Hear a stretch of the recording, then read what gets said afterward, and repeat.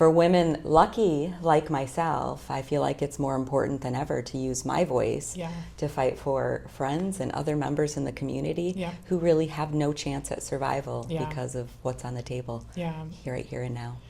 Hey, West Michigan, it's Congresswoman Scholten here, back for my second episode of Straight Talk with Scholten. And today I am welcoming a very special guest, my friend Tammy Myers. She is also a constituent. She's here all the way from Michigan's 3rd Congressional District. Hi, Tammy. Thank you so much for joining us. Honor to be here with you today.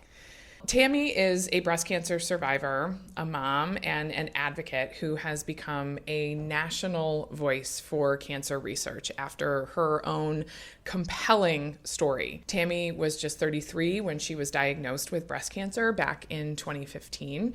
10 years later, after enduring surgery, chemotherapy, radiation, and the ongoing toll of treatment, she is in remission. But she is still fighting, both for her own health and the health of countless others. It wasn't enough for her just to get on the side of remission. She wanted to make sure that everyone had the same opportunity that she did. She knows that the fight doesn't end when treatment does. So today and all of this week, she's in Washington using her voice to demand what every patient deserves.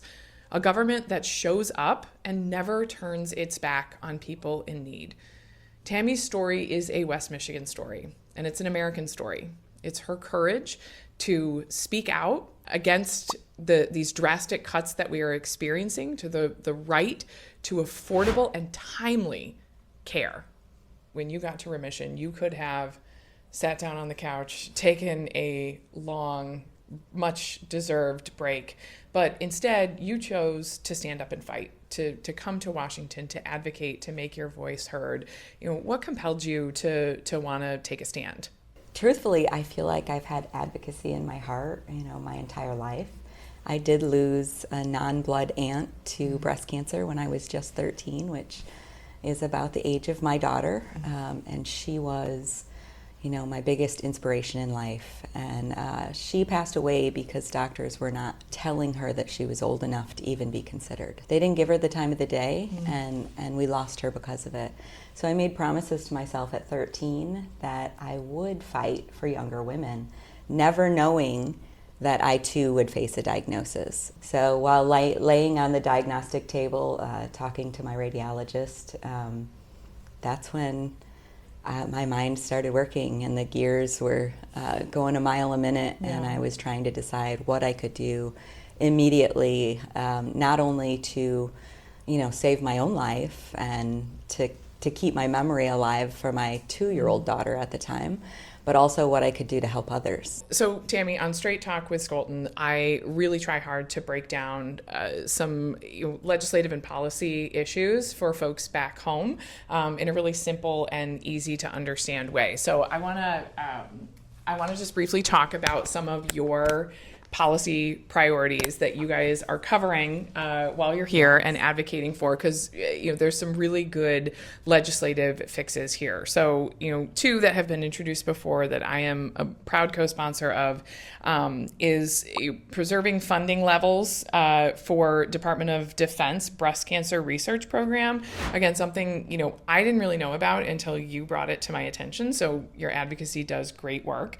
And then the Metastatic Breast Cancer Access to Care Act, which is HR 2048. From a personal aspect, I can say that this program's research has led to the development of medications and treatments that allow me to be here today and sit with you, and countless others. And they are on the cutting edge of breakthroughs that really, truly could lead to a cure for breast cancer once and for all. So this one is just about preserving that funding line for critical research that could ultimately save lives. It could. And this is something that we have been pushing for a few years now, and truthfully has so much bipartisan support. I mean, it's what it comes down to is breast cancer does not affect whether you vote left or right. Breast cancer is a human issue. And when it comes down to it, when you're diagnosed, you need the research, you need the backing, you need the treatments, and ultimately we really hope to have a cure so that breast cancer won't be a risk for any of us. Yeah, absolutely. Well, I know this bill in particular is deeply bipartisan. You know, in our bipartisan women's caucus, we talk a lot about this, and it's just critical. So, talk to me also about the Metastatic Breast Cancer Access to Care Act.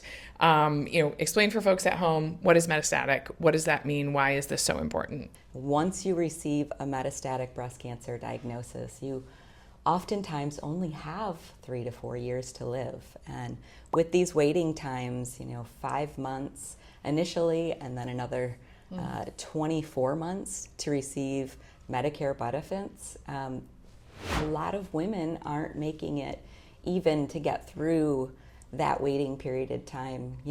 I've lost so many young friends, some who truthfully have worked right up until the day they've died, or a week before they've died, wasting time to try to provide for their family, knowing that they would be gone, and the last thing they think before they pass away is that they didn't spend that time with their family members. They didn't spend that time making vibrant memories with their children. And it's all because they were not given a benefit that they deserved at the moment of just diagnosis. Because of waiting times. It's unconscionable. Well, it really is. I'm proud to champion this. We're going to continue pushing and hopefully get this passed. Well, Tammy, thank you so much for being here, for sitting down and talking with me.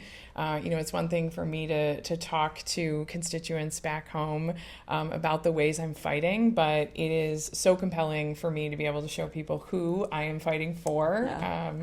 People like you and the so many people back home that you represent. So thank you all for listening. If there is a story or an issue that you want me to dive into, you want to know more about, please write us, call us, let us know, and thanks all for listening.